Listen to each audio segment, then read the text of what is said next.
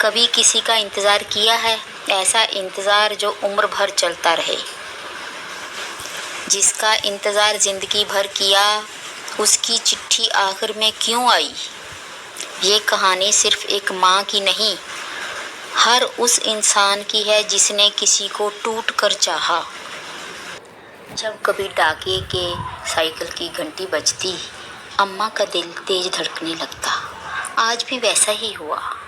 दरवाजे पर दस्तक हुई और एक पीला सा लिफाफा अम्मा के हाथों में था।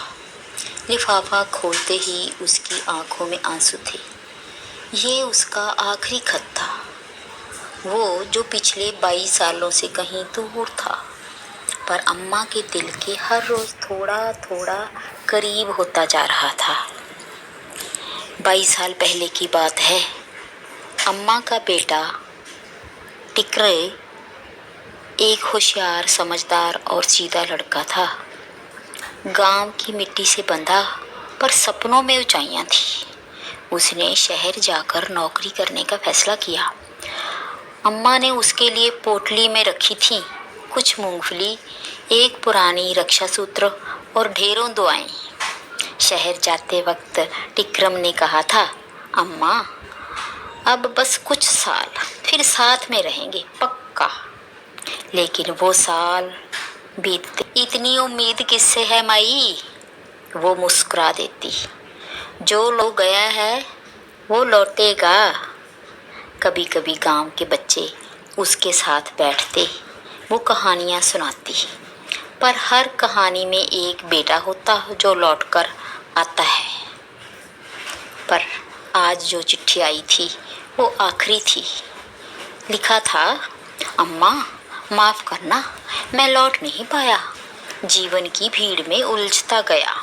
जब होश आया तब बहुत देर हो चुकी थी। मैं जानता हूँ आपने अब तक इंतज़ार किया है, पर अब जब यह चिट्ठी मिले तब शायद मैं ना रहूँ। मेरी बचपन की तस्वीरें संभाल कर रखना, और अगर हो सके तो मुझे माफ़ कर देना। आपका बेटा टिकरम।